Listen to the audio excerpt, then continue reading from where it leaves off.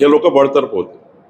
अशोक खरातांना साथ देणारे ज्यांनी पूर्ण इन्व्हॉल्वमेंट दिसतं आम्हाला जमिनी खरेदी करण्यात, जमिनी लाटण्यामध्ये, काही ठिकाणी त्या ठिकाणी व्यवहार करण्यामध्ये, आर्थिक व्यवहारामध्ये आम्ही सर्व तपासतो आहे.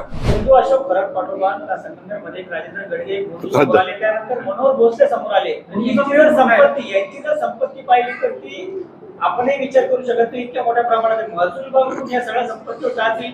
महसूलने हा विचार केला आहे की जे काही आमची SIT आहे या सर्व प्रकरणाची, SIT ज्या ज्या अधिकाऱ्याचे नाव आम्हाला पाठवत आहे त्याचा अंतिम रिपोर्ट येणार आहे. त्यात महसूलचे अधिकारीचे नाव येतीलच आमच्याकडे.